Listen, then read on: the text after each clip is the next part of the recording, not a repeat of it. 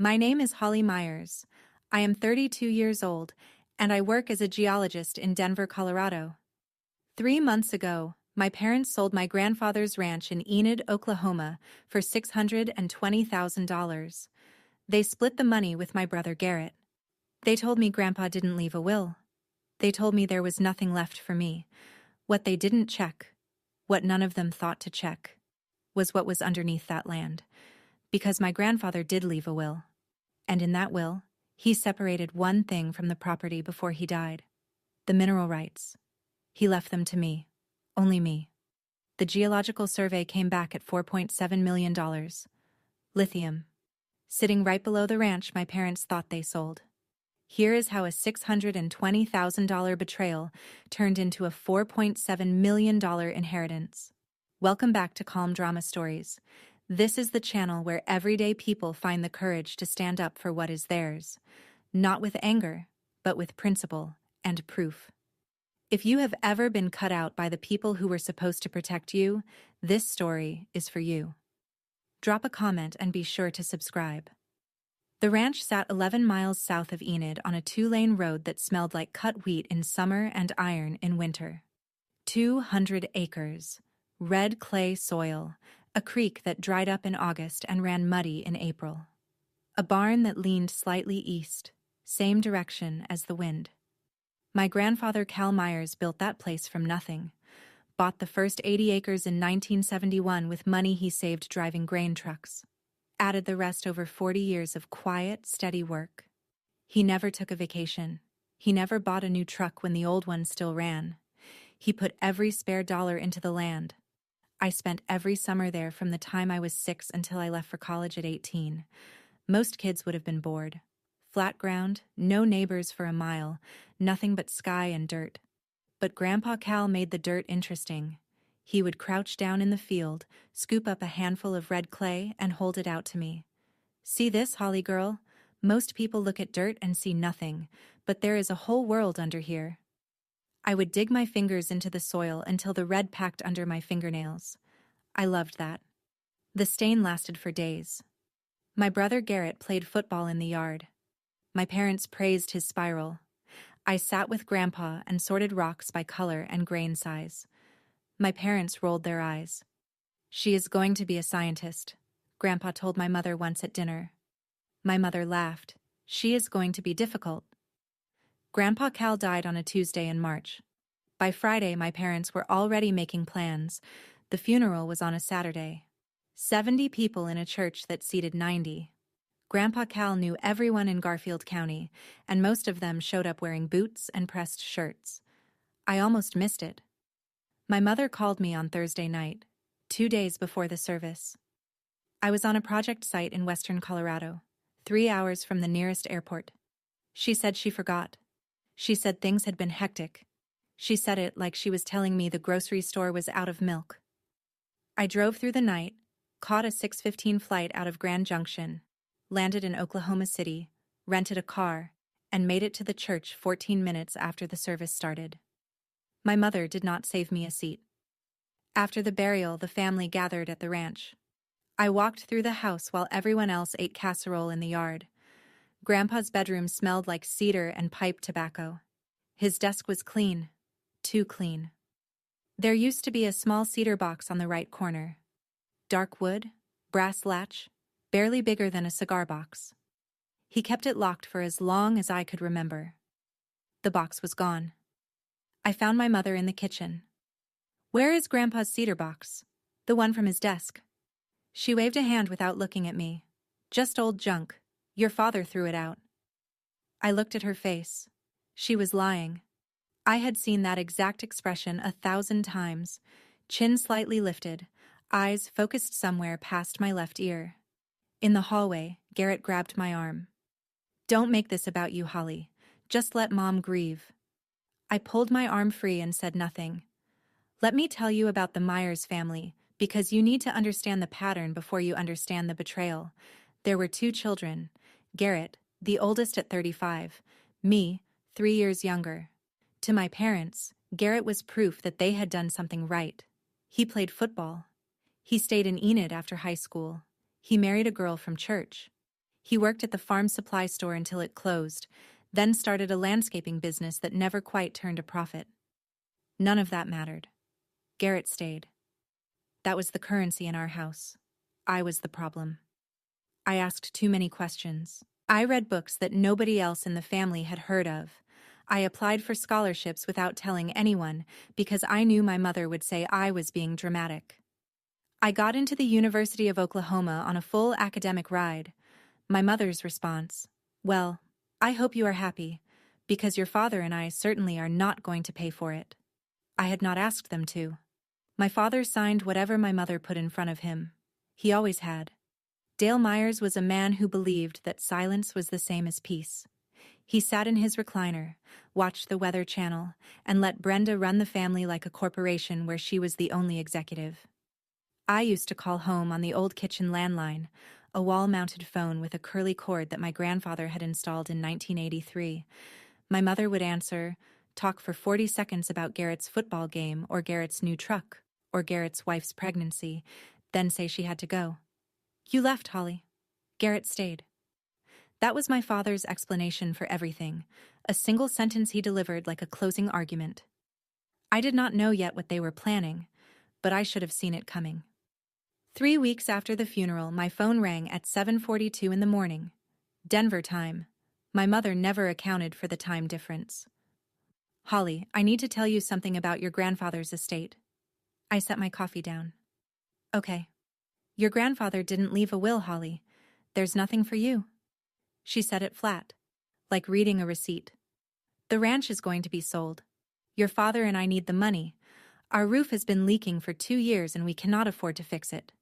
Garrett needs the money. His business has been struggling and he has the kids to think about. You have your fancy job in Denver. You will be fine." I stared at the wall of my apartment. A framed geological map of Colorado, a bookshelf full of field manuals, the life I built without a dollar from them. "Shouldn't we all discuss this?" I said. "Garrett and I are his grandchildren. The ranch was Grandpa's life. There is nothing to discuss. You are not here. You have not been here for years." I pressed my thumb into the edge of the counter until it hurt. Not because I was sad, because I knew, with the certainty of someone who has read soil samples for 10 years, that something was wrong. My grandfather was meticulous. He labeled every jar in his workshop. He kept receipts in a shoebox sorted by month and year since 1978. He filed his own taxes until he was 80. A man like that does not die without a will. "Okay, Mom," I said. "Thank you for letting me know." I hung up. I sat in my Denver apartment for 45 minutes without moving. Then I opened my laptop and searched the Garfield County Public Records database. It took me 11 minutes to find the listing. 200 acres, Garfield County, Oklahoma. Farmhouse, barn, creek frontage, well water. Listed at $620,000. The listing had been active for 6 days. I pulled comparable sales for the area. 200 acres of agricultural land in Garfield County averaged $750,000 to $850,000, depending on water access and outbuildings. My parents had priced it nearly $200,000 below market value. They wanted it gone fast. Before anyone could ask questions, I called Garrett. "Did Grandpa really not leave a will?" His voice went tight. "Mom said no. Why are you always like this, Holly? Why do you always have to make things complicated?" "I am asking a question, Garrett. Mom handled the estate stuff. Talk to her if you have a problem." I hung up and went back to the listing. Something in the fine print caught my eye. 2 words under the property details section, in a font so small it was almost a footnote. Surface rights only. I read those 2 words 3 times, then a 4th time. Then I leaned back in my chair and stared at the ceiling. In my line of work, surface rights only means one specific thing. It means someone, at some point, separated the mineral rights from the surface rights. Whoever buys that property gets the house, the barn, the fields, the creek. They get everything you can see. They do not get a single grain of what is underneath. My father texted me that night. "Your mother told me you called Garrett asking questions. Let it go, Holly. You left. Garrett stayed. That is just how it is. I did not reply. I was too busy reading Oklahoma mineral law. The next morning, I pulled the county filing. It cost $8 through the online portal and took 4 minutes to download. Affidavit of heirship. Filed by Dale Myers and Brenda Myers, 11 days after my grandfather's death. The document stated 3 things. 1. Calvin James Myers died intestate, without a valid will. 2. The sole heirs were Dale Myers, son, and his 2 children, Garrett Myers and Holly Myers. 3. Holly Myers had voluntarily relinquished her claim to the estate. I read that third point 6 times. My name, my supposed relinquishment, typed on a legal document I had never seen, never signed, never been asked about. Voluntarily relinquished. I called my colleague Renee Pham. She sat 2 desks from me at the office and had a master's degree in environmental geology and a minor in pre-law. Renee, hypothetical question. If someone files a false affidavit of heirship in Oklahoma, claims there is no will when there is, claims a person relinquished rights when she did not, what happens? Renee was quiet for 3 seconds. That is fraud, Holly. That is a crime. Even if it is family? Especially if it is family, the court takes a dim view of heirs lying about other heirs in probate filings. I thanked her and hung up. I did not tell her it was not hypothetical. I did not call my parents. I did not call Garrett. I did not send a single text. Because confronting them now would give them time to cover tracks, hire a lawyer, build a story. I needed the one person who would have known if my grandfather left a will, and I had a pretty good idea who that person was. When I was 15, my grandfather mentioned a lawyer, not the family lawyer in Enid who handled the farm insurance and the property taxes, a different lawyer, in a different town. My lawyer, Grandpa Cal said. Not theirs. I remembered the name of the town because it sounded like something from a fairy tale. Kingfisher, 30 miles south of Enid, population barely over 5,000. The kind of place where a man could keep a secret simply by filing papers in a different county. I searched, Martin Holloway, attorney, Kingfisher, Oklahoma. First result, Holloway Estate and Mineral Law, a one-man office on Main Street, phone number listed. I called at 8:45 Central Time. A woman answered, warm voice, older, probably his secretary for decades. Holloway Estate Law. This is June. My name is Holly Myers. I believe Mr. Holloway was my grandfather's attorney, Calvin Myers. 3 seconds of silence. Then, oh honey, he has been trying to reach you for 3 months. My hands went cold. 3 months? Since 2 days after the funeral, he sent a certified letter to the ranch address. It came back marked return to sender. He called the ranch phone line. A woman answered, said you had no interest in estate matters and asked him not to call again. My mother. My mother intercepted the letter. My mother told this man I had no interest. June put me through to Martin Holloway. His voice was calm and steady, the way old lawyers sound when they have been waiting for something to happen. Miss Myers, your grandfather left a will, and he left very specific instructions regarding you. I think you should come to my office. How soon can you get to Oklahoma? I booked the first flight I could find. If you have ever had that moment, that phone call that changes everything you thought you know exactly what I felt sitting in my apartment with the phone still warm in my hand. If this story is hitting close to home, take a second to subscribe and drop a comment below. Now let me tell you what was inside that cedar box. I landed in Oklahoma City at 2:14 in the afternoon.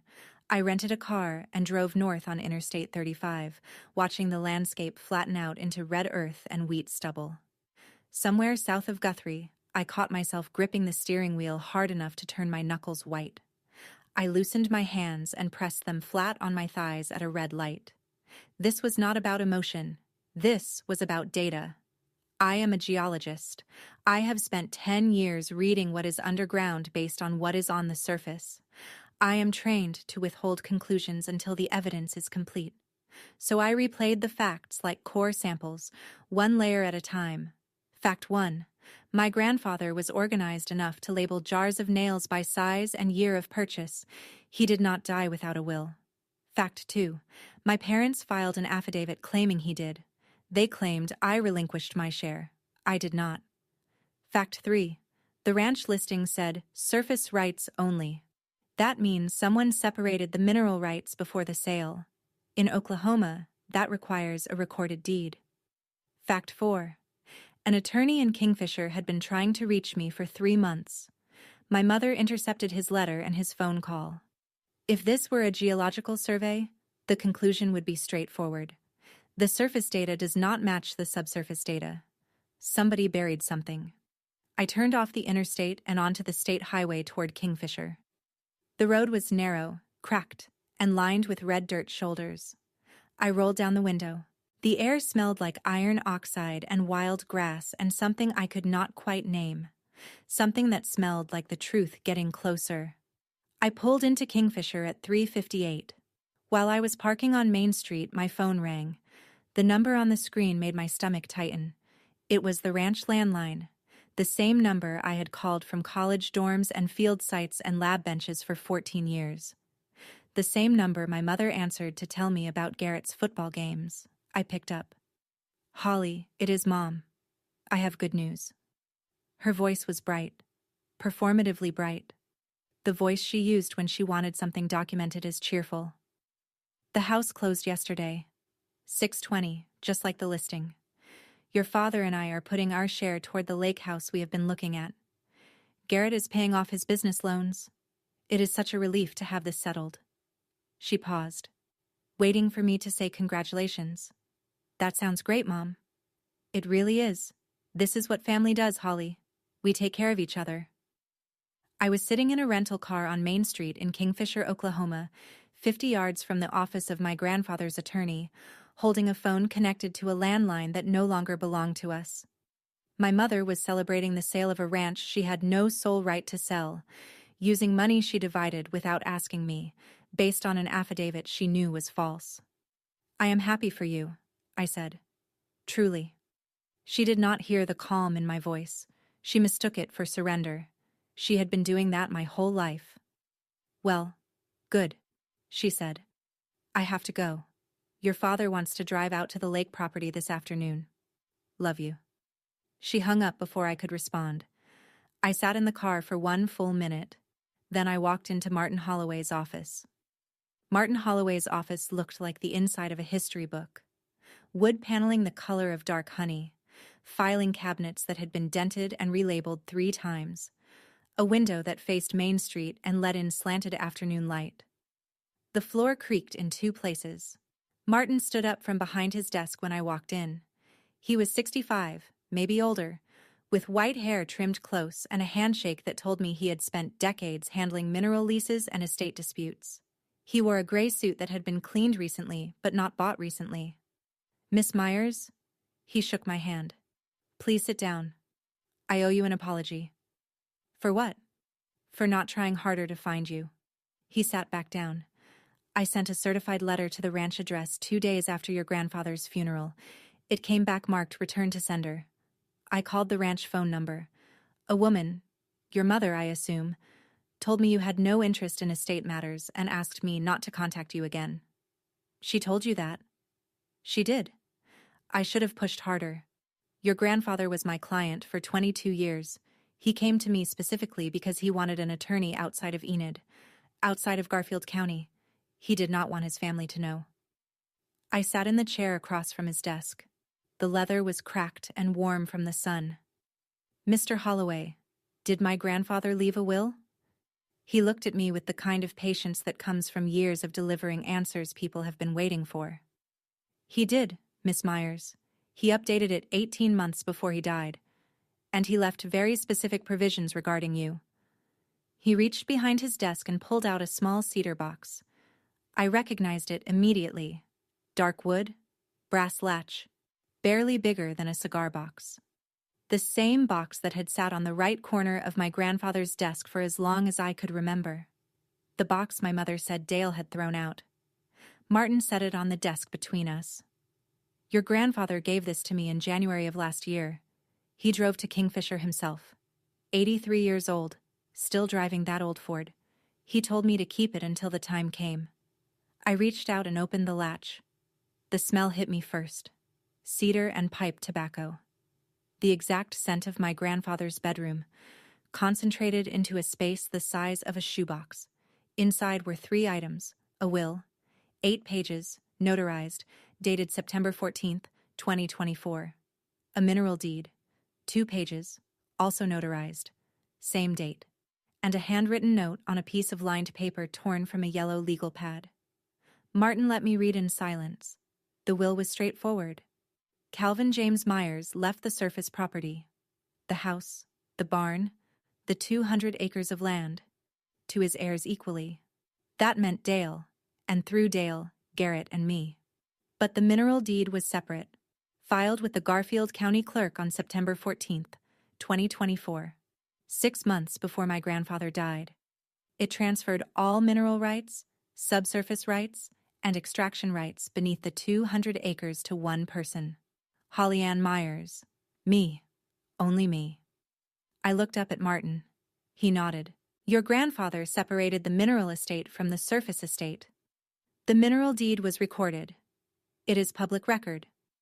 Whatever your parents sold, and I understand they sold the ranch for $620,000, they sold only the surface. I unfolded the handwritten note. My grandfather's handwriting, shaky but legible, the letters pressed hard into the paper like he wanted the words to last. Holly girl, they will sell the house. Do not let them sell what is underneath. I set the note down on the desk. My hands were steady. My voice was not. Mr. Holloway, what exactly does this mean, legally? Martin leaned forward. He had clearly been waiting to explain this. In Oklahoma, mineral rights are a separate estate. They can be owned, sold, leased, and inherited independently from the surface.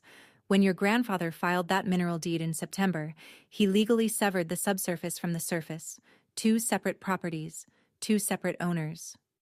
And when my parents sold the ranch, they sold the surface, the house, the barn, the fields, everything above ground. They cannot sell what was not theirs. The mineral rights were already transferred to you before your grandfather died. What about the affidavit of heirship? Martin's expression tightened. The affidavit claims your grandfather died intestate. He did not. It claims you relinquished your share. You did not. The affidavit covers only the surface estate, because the mineral deed was filed and recorded before his death, but the false statements in that affidavit are a separate legal concern. I sat with that for a moment. My parents had filed a document claiming there was no will. A will existed. They claimed I gave up my rights. I never did. They sold a property and split the money. They kept what was on top. They could not touch what was underneath. What is under the land? I asked. Martin looked at me and smiled. Not a lawyer smile, a real one. Miss Myers, that is your area of expertise. Not mine, but your grandfather once told me, and these are his exact words. That dirt is worth more than the house. I suggest you find out if he was right. I drove to the ranch the next morning. The sold sign was still up at the end of the driveway. The new owners had not moved in yet. Closing was recent, and the house sat empty. The windows were dark. The barn leaned east, same as always. I parked on the county road shoulder and walked the perimeter on public easement. I did not need to go inside. I needed what was outside, what was underneath. I had brought collection vials, a hand auger, and a field geology kit from my rental car. Standard equipment. The kind of thing I packed in my work truck every Monday morning. But this time it was personal. This time the dirt was mine.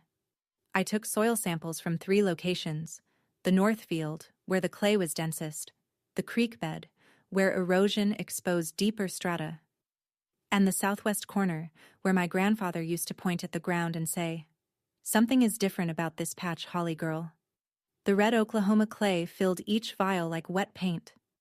Iron oxide gave it that color. But iron was not what I was looking for. I held the last vial up to the morning sun. The sample from the southwest corner had a slightly different texture. Finer grain, lighter weight, a faint greenish-gray tint mixed into the red. I had seen that tint before. In lithium-bearing clay formations in Nevada, in Arkansas, in the Smackover Formation. I sealed the vials and labeled them with GPS coordinates, depth, and date. Then I called Renee in Denver.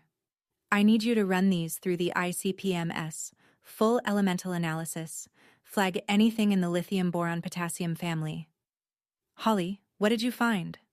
I looked out at the 200 acres of red dirt and wheat stubble, my grandfather's land, my grandfather's gift. I am not sure yet, but my grandfather was. I flew back to Denver that night. The soil samples went into the lab the next morning.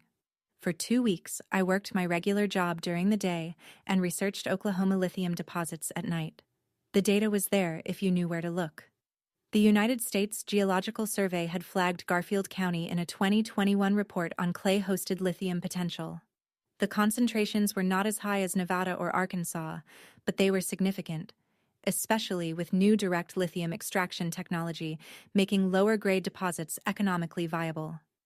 I pulled every published paper on lithium-bearing clay in the southern Great Plains.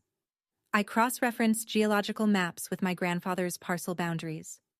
The southwest corner of the ranch, the same patch he always pointed at, sat directly over a formation that 3 separate studies had identified as lithium-enriched. My grandfather was not a geologist, but he was a man who spent 60 years walking the same 200 acres. He noticed things. The way the soil dried differently in that corner. The way the well water tasted slightly metallic.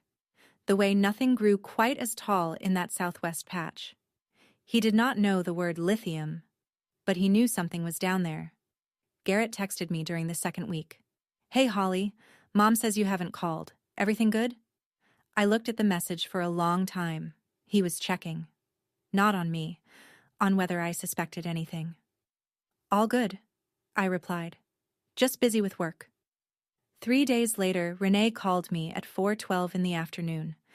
I was at my desk reviewing a water quality report for a client in Boulder. Her voice was different, the tone people use when they know the number before they say it. "Holly, you need to come look at these numbers." Renee had the ICP-MS readouts printed on 3 sheets of paper, one for each sample site. She had highlighted the lithium values in yellow. She did not need to. They jumped off the page. "All 3 sites show elevated lithium concentrations," she said, pointing at the numbers. "The North Field sample is moderate, consistent with general clay lithium in the region. The creek bed is higher. And the southwest corner, Holly, the southwest corner is exceptional." I looked at the numbers. Lithium concentrations in the southwest sample were 3 times higher than regional averages. The boron and potassium ratios confirmed it. This was not contamination or anomaly. This was a genuine lithium-bearing clay deposit. Renee pulled up a mapping overlay on her screen. I extrapolated the distribution pattern based on geological models of similar formations. If the concentration gradient holds across even 60% of the acreage, and based on the 3 sample points it should, we are looking at a significant deposit. How significant? She turned her chair to face me. Conservative estimate, using current lithium carbonate pricing and standard extraction recovery rates, 3.8 million. If the concentration holds at the southwest corner level across a wider area, you are looking at up to 5.2 million. Midpoint? $4.7 million? I sat down in the chair next to her desk. The red Oklahoma dirt that had packed under my fingernails as a child, the same dirt my grandfather held in his palms and studied in the afternoon light, was worth $4.7 million. Renee watched me. "Holly, who owns this land?" "My parents sold the surface for $620,000, but the mineral rights belong to me." She blinked. "Your grandfather?" "My grandfather. He was not just a rancher. He was a man who paid attention to his dirt." The next day, I retained a mineral rights attorney in Oklahoma City. Her name was Diane Carver, and she had spent 23 years handling split estate cases in the Anadarko Basin. She knew mineral law the way I knew soil composition, by instinct backed by documentation. I sent her everything: the will, The mineral deed, the affidavit of heirship, the geological survey results, the county records showing the mineral deed was filed 6 months before my grandfather died. She called me back in 2 hours. Miss Myers, this is about as clean as a mineral separation gets. Your grandfather did everything right. The deed is properly executed, properly witnessed, properly filed. The severance was recorded before his death, which means the mineral rights never entered his estate. They were already yours. And the affidavit? That is a separate issue. The affidavit states that your grandfather died without a will. He did not. It states that you relinquished your claim. You did not. At minimum, this is a fraudulent filing. Your parents' attorney, whoever prepared it, has exposure as well. She drafted 3 documents. First, a cease and desist letter to Dale and Brenda Myers regarding the false affidavit. Second, a formal notification to the ranch buyers that the mineral rights were held separately and belonged to me. Third, preliminary paperwork for leasing the mineral rights to a lithium extraction company. One more question, I said before we hung up. I do not want to destroy my parents. I want them to understand what they lost, and I want the rest of my family to know the truth. Diane paused. Miss Myers, with all due respect, they did not lose anything. They never had it. I thought about that after I hung up. She was right. You cannot lose what was never yours. A week later, I opened Facebook for the first time in months. My mother had posted 11 photos. The new lake house. A 2-bedroom cabin on Keystone Lake, about 90 minutes from Enid. Blue shutters. A dock that jutted 20 feet into brown water. Brenda was standing on the dock in the first photo, arms wide, smiling like a woman who had gotten away with something. The caption read, "Blessed beyond measure. Family first, always. This is the legacy Daddy Cal would have wanted." Daddy Cal. She called him Daddy Cal, the man whose will she hid. The man whose attorney she told to stop calling.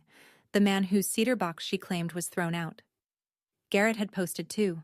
A new truck. White, 4-door, lifted.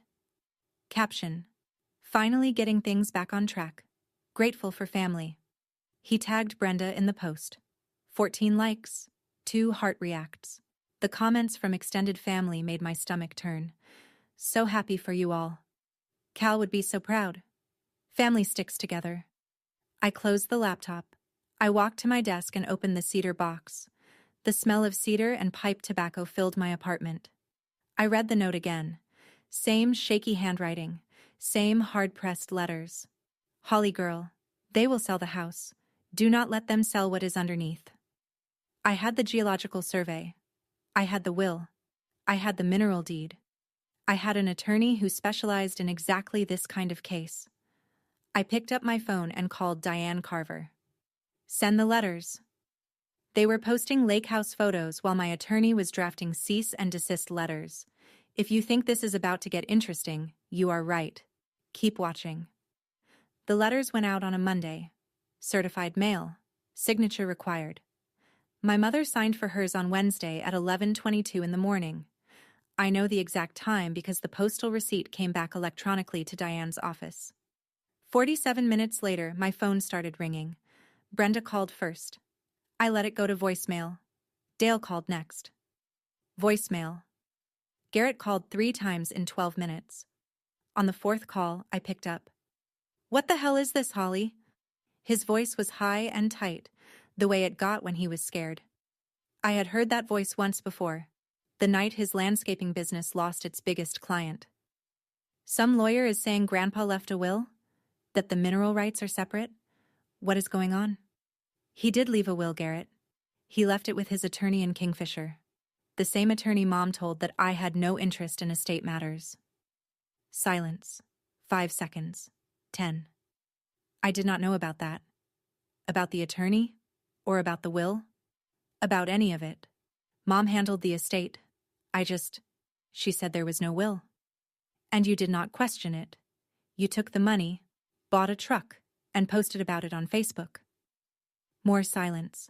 When he spoke again, the anger was gone. In its place was something worse. The sound of a man who had just realized the ground under him was not as solid as he thought. We need to talk about this as a family, Holly. I had waited 3 months for someone in my family to say the word family and mean it as something other than a weapon. This was not that moment. You can talk to my attorney. Her number is on the letter. I hung up and went back to work. Brenda called the next morning at 6:51. She had not slept. I could hear it in her voice, the rawness, the thin edge of someone who had spent the night calculating exactly how much trouble she was in. But she did not lead with remorse. She led with the playbook. How could you do this to your own mother, Holly? After everything I have done for you? I raised you. I fed you. I drove you to school every single day. And this is how you repay me. With lawyers and threats? Mom, I did not file a false affidavit. You did. Your grandfather was confused at the end. He was 84 years old. That will is not valid. The will was notarized 18 months before he died. He drove himself to Kingfisher. He was lucid. His attorney will testify to that. You are tearing this family apart over money, Holly. I let that sentence hang in the air. Because there it was. The full Darvo rotation in under 2 minutes. Deny the will is real. Attack me for being disloyal. Reverse the victim and the offender. My mother had torn a family apart over $620,000, and she was telling me I was the problem. Mom, I am not tearing anything apart. I am enforcing a legal document that Grandpa filed before he died. We will fight this in court. Your father and I will fight this. That is your right. But the mineral deed is already filed with Garfield County. It is public record. It has been public record since September of 2024.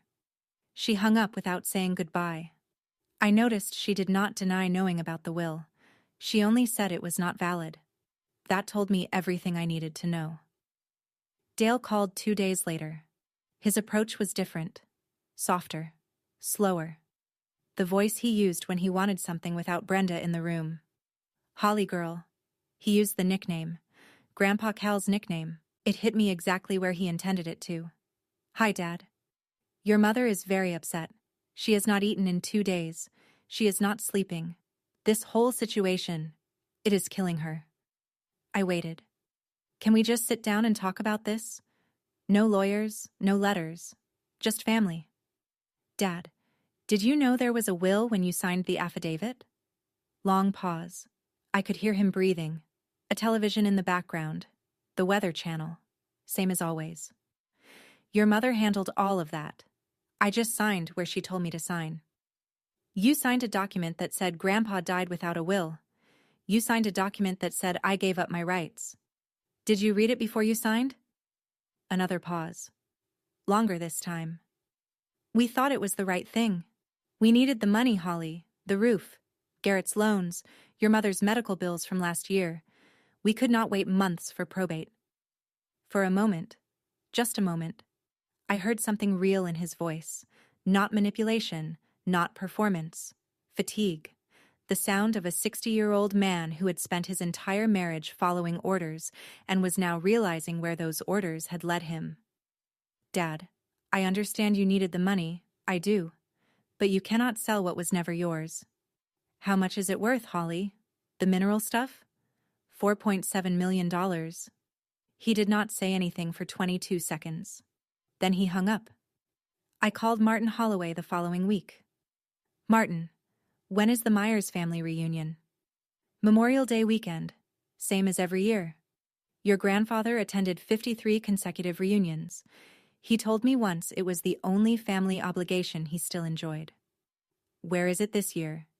Garrett's new lake property, from what I understand. I almost laughed. The reunion would be held at a property purchased with money from the sale of a ranch, a sale built on a false affidavit, a hidden will, and a family that decided I did not count. I want to go, I said. Martin was quiet for a moment. May I ask why? Because my extended family was told 2 lies. First, that Grandpa did not leave a will. Second, that I did not want anything from the estate. I need to correct both of those statements in front of the people who heard them. You could let the court proceedings do that? A court proceeding takes months. In the meantime, my Aunt Donna thinks I abandoned the family. My cousins think Grandpa left nothing. The narrative my mother built is the only one they know. I need to change that narrative. In person. Before it sets. Martin considered this. Your grandfather would have liked that. He was a firm believer in saying things to people's faces. I called Diane Carver next. I will need you on standby the weekend of the reunion, but I am doing this part myself. She agreed. 3 weeks. That was how long I had to prepare for the most important presentation of my career.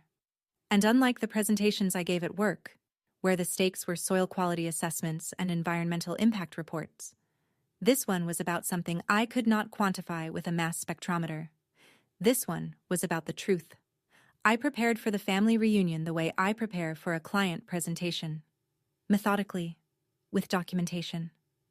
I printed 5 copies of each document. The will, the mineral deed, the geological survey report with the $4.7 million estimate, the affidavit of heirship showing Dale and Brenda's signatures next to a statement they knew was false, the county records showing the mineral deed was filed on September 14th, 2024, 6 months before my grandfather died. I organized them into folders. I stapled where stapling was needed.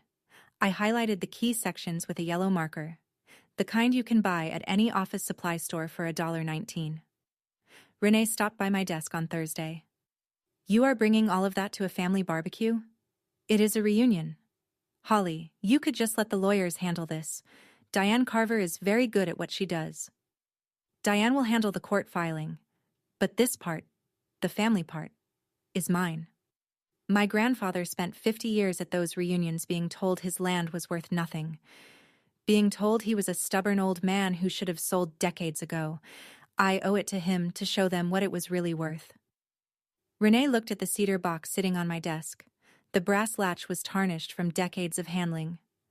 The wood still smelled faintly of tobacco when you lifted the lid. You are bringing that too? That is the most important thing I am bringing. On Friday night, I packed everything into a carry-on, documents, folders, highlighters, 1 jar of red Oklahoma soil, 1 cedar box. I flew to Oklahoma on Saturday morning. Garrett's lake property was modest. A cabin with a covered porch, a stretch of mowed grass sloping down to the water, and a dock that did not look entirely level. He had strung lights between 2 posts. Someone had set up a folding table with a sheet cake that said, Myers family. 35 people. Aunts, uncles, cousins, second cousins. Kids running barefoot in the grass. A speaker playing country music from somebody's phone. The smell of charcoal and lighter fluid. I pulled into the gravel driveway at 1:15 in the afternoon. I wore slacks and a blouse. Not casual, not formal. The outfit of a woman who had come to say something. Brenda saw me first. She was carrying a bowl of potato salad from the cabin to the table. She stopped walking. The bowl froze in her hands. Dale stood up from his lawn chair so fast it folded behind him. Garrett walked over, beer in hand. I didn't think you'd come. Grandpa never missed a reunion, neither will I. The extended family greeted me like they always did.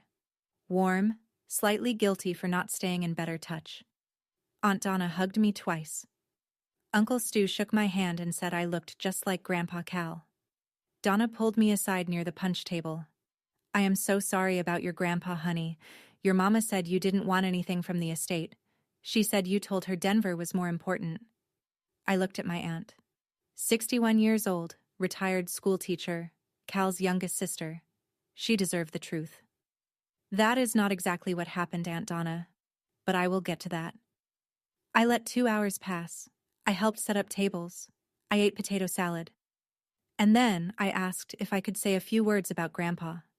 Garrett had set up a small area near the dock, a patch of flat ground with a view of the lake. Someone had put a photo of Grandpa Cal on a folding table, next to a candle that kept blowing out in the wind.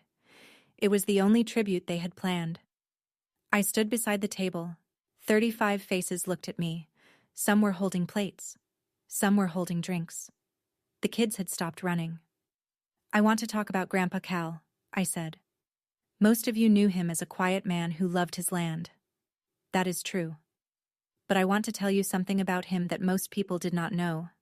I talked about the summers on the ranch, about the red dirt, about how he would hold a handful of clay up to the light and tell me there was a whole world underneath, about how he drove me to my college orientation in his old Ford because my parents said it was too far, about how he was the only person in this family who ever told me I would be something. After Grandpa died, I said, my parents told me he did not leave a will. I looked at Brenda. She was standing by the cabin steps, arms crossed. Dale was next to her, staring at the ground. They told me there was nothing left for me. They sold the ranch for $620,000. A murmur moved through the crowd. Some of them knew the ranch had been sold. None of them knew the number. They filed an affidavit of heirship with Garfield County. That document states, and I have copies if anyone wants to see, that I voluntarily relinquished my claim to the estate. I did not. I was never asked. The murmur turned into silence. I reached into my bag and placed the cedar box on the table next to Grandpa Cal's photo. Grandpa did leave a will. He left it with his attorney in Kingfisher, a man named Martin Holloway, who served him for 22 years. Martin tried to contact me after the funeral. He sent a certified letter. My mother intercepted it and sent it back. I looked at Brenda. Her jaw was tight. Her eyes were fixed on the cedar box. Martin called the ranch phone. My mother told him I had no interest in estate matters. I opened the cedar box. The brass latch clicked. The smell of cedar and pipe tobacco drifted across the table. Aunt Donna covered her mouth. This will was filed and notarized on September 14th, 2024, 18 months before Grandpa died. He was lucid. He drove himself to Kingfisher to file it. I held up the document. 8 pages. Notarized seal visible even from the back of the crowd. The will leaves the surface property, the house, the barn, the land, to his heirs equally. That includes me. I was never informed. I was never included in the sale. Garrett's wife, standing near the grill, put her hand over her mouth. Uncle Stu set his drink down on the ground. But the will was not the only thing Grandpa filed that day. He also filed a separate document, a mineral deed. It transferred all mineral rights, all subsurface rights, and all extraction rights beneath that 200 acres to one person. I paused. Me. The lake was still. The wind had stopped. 35 people held their breath. I am a geologist, I said. It is what I do for a living. So when I found out the mineral rights were mine, I did what any geologist would do. I tested the soil. I pulled out the geological survey report. 12 pages, bound with a clear cover, the logo of a certified geological firm in the upper left corner. I took soil samples from 3 locations on the ranch. I ran them through an inductively coupled plasma mass spectrometer. The results confirmed what my grandfather suspected his whole life. I reached into my bag one more time and set a jar on the table. Red Oklahoma soil, sealed with a twist cap, labeled with GPS coordinates in my handwriting. This dirt, the same dirt I played in as a kid, the same dirt Grandpa held in his hands and told me was special, contains lithium-bearing clay. The geological survey values the extractable lithium at $4.7 million. Silence. Complete, breathless silence. The speaker had stopped playing. Someone had turned it off. I looked at my mother. She was standing perfectly still, arms at her sides now, the posture of a woman who had just been told the house she sold for $620,000 was sitting on top of something worth 8 times more. You told me, and I remember your exact words. Grandpa didn't leave a will, Holly. There's nothing for you. I held the jar of red soil at waist height. There was. It was under your feet the whole time. Brenda stepped forward. This is ridiculous. You are lying. You made this up because you are jealous. I set the survey report on the table, open to the results page. This is not an opinion, Mom. It is data. Brenda turned to the family. The instinct was automatic. When cornered, she reached for an audience.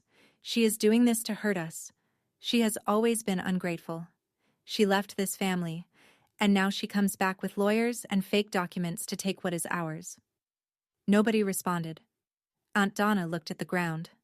Uncle Stu shook his head slowly. Garrett's wife walked toward the cabin without a word.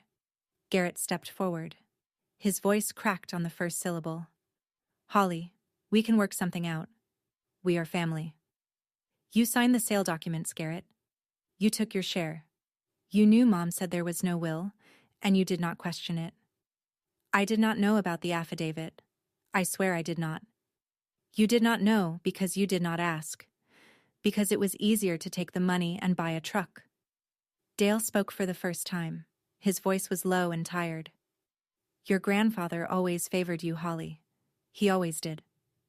I looked at my father, the man who signed everything Brenda put in front of him, the man who told me the same sentence my whole life as though it explained everything. You told me. You left. Garrett stayed. You are right, Dad. I left. And Grandpa made sure I would come back for what was mine. I did not raise my voice. I did not point. I did not cry. My hands were steady on the table. My voice was level and clear, the same voice I used when presenting survey results to a board of engineers. Brenda was the one shouting. Dale was the one whose hands shook. Garrett was the one who could not look at me. The power had shifted. It was not coming back. I closed the cedar box. I put it back in my bag. I am not here to punish anyone. I am here because Grandpa asked me to protect what he left me. And I will. I spoke to the family now, not to my parents. My attorney has already notified the buyers of the ranch that the mineral rights are held separately. They understand. Split estate law is clear in Oklahoma. The lease negotiations with a lithium extraction company begin next month. As for the affidavit, my attorney has filed a formal challenge with Garfield County. The rest is between my parents and the court. I picked up the jar of soil and held it for a moment. Then I set it back down on the table next to Grandpa Cal's photo. I wanted you to hear this from me. Not from a court filing. Not from a Facebook post. Grandpa Cal loved this family. He also loved the truth. And he had a right to decide what happened to his land. Brenda sat down on the cabin steps. Her face was red and wet. You are destroying this family, Holly. I looked at her. My mother. The woman who raised me, fed me, drove me to school. The woman who intercepted a dead man's last wishes because she wanted $620,000. I am not destroying anything, Mom. I am building on what Grandpa gave me. I picked up my bag. The cedar box was inside. The survey was on the table, if anyone wanted to read it. The jar of red soil sat next to Cal's photograph, glowing in the afternoon light. I walked toward my car. The gravel crunched under my shoes. Behind me, I could hear the low hum of 35 people processing what they had just witnessed. No one stopped me. No one called my name. Except Aunt Donna. She caught up to me at the driver's side door. She was crying, but she was smiling too. The expression of someone who finally understands something they had suspected for years. Your grandpa would be proud of you, Holly. I looked at her. Cal's youngest sister. The one who sent me birthday cards every year. The only one who did. He was the only one who ever said that, Aunt Donna. She hugged me. It lasted 4 seconds. Then she let go and walked back toward the lake. I got in the car. In the rearview mirror, I could see Brenda sitting on the cabin steps, Dale standing over her with his hands in his pockets. Garrett had not moved from his chair near the dock. His beer sat on the armrest untouched, warming in the sun. My phone buzzed. Renee. How did it go? I showed them the data. The data speaks for itself. I pulled out of the gravel driveway and onto the 2-lane road that led back to the highway. The Oklahoma sky was wide and red at the edges, the sun dropping low over flat ground. The dirt on the shoulder of the road was the same red as the dirt in the jar I had left on the table. Same dirt. Different value, depending on whether you looked at the surface or what was underneath. 6 weeks passed. In those 6 weeks, the following things happened. Diane Carver finalized the lease agreement with a lithium extraction company based in Tulsa. They specialize in direct lithium extraction, a closed-loop process that pulls lithium from clay without strip mining. The lease terms included an upfront signing bonus and annual royalties tied to production volume. The first royalty payment was projected within 12 months. The formal challenge to the affidavit of heirship moved through the Garfield County Court. Dale and Brenda hired a lawyer out of Oklahoma City, not a mineral rights specialist, but a general practitioner who charged less. Their attorney reviewed the evidence, the notarized will, the recorded mineral deed, the testimony of Martin Holloway, and recommended they settle rather than contest. My parents were facing potential civil liability for filing a false sworn document. Garrett called twice. I did not answer either time. He texted, "Can we talk? I did not know about the affidavit, I swear." I replied once, "You signed the sale documents, Garrett. You knew Mom said there was no will, and you did not question it. When you are ready to acknowledge that, we can talk." He did not reply. Brenda sent a long email, 4 paragraphs. The subject line was, "You have always been selfish." The body was a catalog of sacrifices she claimed to have made, driving me to school, buying my first pair of glasses, attending one of my college graduations. She ended with, "Your father and I gave you everything, and this is how you repay us." I did not respond. There was nothing to respond to. The documents spoke for themselves. The ranch buyers were gracious, a retired couple from Edmond who wanted acreage for horses. When Diane notified them about the mineral rights, they understood immediately. "We bought a beautiful ranch," the husband said. "You own what is underneath. We can coexist." I drove past the ranch one last time before flying back to Denver. The kitchen landline number was disconnected. The new owners had installed a digital phone system. The old wall-mounted phone with the curly cord, the one Grandpa Cal had put in himself in 1983, was gone. That old connection was severed, same as everything else. I kept the cedar box on my desk in Denver. The note from Cal was taped inside the lid, where I could read it every morning. My grandfather knew something about this family that I was too young to see. The people who shout the loudest about loyalty are usually the first ones to sell you out. He did not fight them. He did not argue. He went to a lawyer in a different town, signed a piece of paper, and made sure that when they took the surface I would still have what was underneath. He did not leave me money. He left me leverage. And the difference between those two things is the difference between a gift and a legacy. That is my story. A ranch sold behind my back, and a grandfather who planned ahead. If this story reminded you to check your own estate documents, do it today. Drop a comment, subscribe, and I will see you in the next one.